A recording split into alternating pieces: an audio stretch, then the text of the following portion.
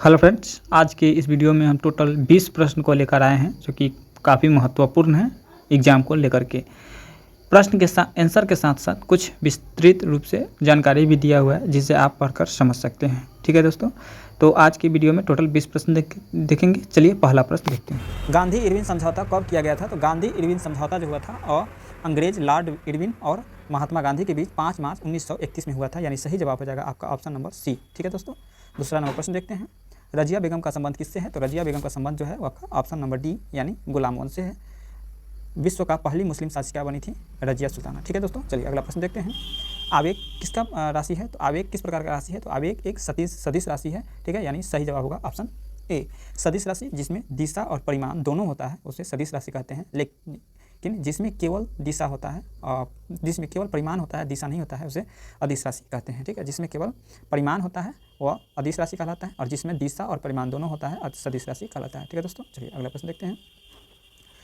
तीस्ता किस नदी का सहायक नदी है? तो तीस्ता जो है ब्रह्मपुत्र नदी का सहायक नदी है, यानी सही जवाब हो जाएगा ऑप्शन नंबर डी। ठीक है दोस्तों, इसका ये विस्तार दिया हुआ है, इसमें समझ सकते हैं कि तीस्ता नदी को क्या और किस किस नदी के नाम से जानते हैं, कहाँ से निकलता है, ये सब इसमें दिया हुआ है, पढ़कर समझ सकते हैं। 5वां नंबर प्रश्न है, नागार्जुन बांध परियोजना किस नदी पर है? तो यह आपका कृष्णा नदी पर है, ऑप्शन नंबर डी हो जाएगा सही जवाब। ठीक है दोस्तों, नागार्जुन सागर परियोजना जो है वह कृष्णा नदी पर स्थित है। कृष्णा नदी कहाँ पर है और नागार्जुन बांध जो है वह कहाँ पर है, ये सब यहाँ पर दिया हुआ है, पढ़ सकते हैं।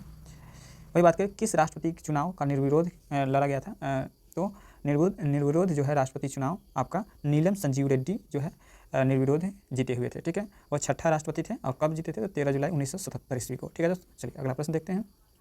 वर्षा मापक यंत्र किस नाम से जाना जाता है? तो वर्षा मापक यंत्र को रेन गेज से नाम से जाना जाता है, यानी इस प्रश्न का सही जवाब होगा ऑप्शन नंबर बी। ठीक है दोस्तों, चलिए अगला प्रश्न देखते हैं। वाईचुंग भाटिया का संबंध किससे खेल से है? तो वाईचुंग भाटिया का संबंध जो है आपका फुटबॉल से है, यानी ऑप्शन नंबर डी हो जाएगा सही जवाब। ठीक है, इनके बारे में यहाँ पर विस्तार दिया हुआ है, इसे आप पढ़कर समझ सकते हैं। चलिए अगला प्रश्न देखते हैं। साहित्य अकादमी का मुख्यालय कहाँ पर है? तो साहित्य अकादमी का मुख्यालय जो है आपका नई दिल्ली में है, यानी इस प्रश्न का सही जवाब होगा आपका ऑप्शन नंबर सी। ठीक है दोस्तों, अगला प्रश्न देखते हैं। अगर वीडियो को लाइक शेयर नहीं किए हैं तो वीडियो को लाइक शेयर और चैनल को सब्सक्राइब कर लीजिएगा। ठीक है दोस्तों, तैमूरलंग ने भारत पर आक्रमण कब किया था? तैमूरलंग भारत पर आक्रमण जो किया था आपका 1398 ईस्वी में, यानी ऑप्शन नंबर ए हो जाएगा इस प्रश्न का सही जवाब। ठीक है दोस्तों, तैमूरलंग कब आया था, किसके शासनकाल में आया था, वो सब यहाँ पे दिया हुआ है, पढ़ सकते हैं। अगला प्रश्न देखते हैं। दादर नागर हवेली की राजधानी कहाँ पर है? तो वह है आपका सिलवासा में है। ठीक है दोस्तों, सिलवासा। अगला प्रश्न देखते हैं। उलान बटोर किस देश की राजधानी है? तो उलान बटोर जो है मंगोलिया का राजधानी है, यानी ऑप्शन नंबर सी हो जाएगा सही जवाब। अगला प्रश्न देखते हैं। भारत में रुपये नाम सिक्का का सर्वप्रथम जारी करने वाला कौन था? तो आपका शेर शाह सूरी था, यानी सी नंबर हो जाएगा सही जवाब। ठीक है दोस्तों, कब किया था उसका यहाँ पे जिक्र किया हुआ है, इसे पढ़ सकते हैं। चलिए अगला प्रश्न देखते हैं। 14 नंबर। पीतल के बर्तन के लिए कौन सा शहर प्रसिद्ध है? तो पीतल के बर्तन के लिए मुरादाबाद प्रसिद्ध है, यानी ऑप्शन नंबर ए हो जाएगा सही जवाब। ठीक है दोस्तों, चलिए अगला प्रश्न देखते हैं।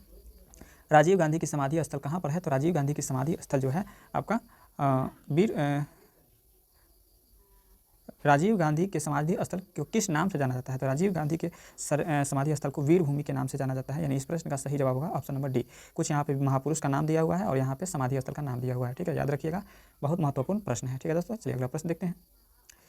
दिया सलाई में कौन सा फास्फोरस का प्रयोग किया जाता है? दिया फास्फोरस में लाल फास्फोरस का प्रयोग किया जाता है, इसका सूत्र होता है P4S3। ठीक है, चलिए अगला प्रश्न देखते हैं, और भी इसके बारे में डिटेल है, यहाँ पे पढ़ सकते हैं। अगला प्रश्न है।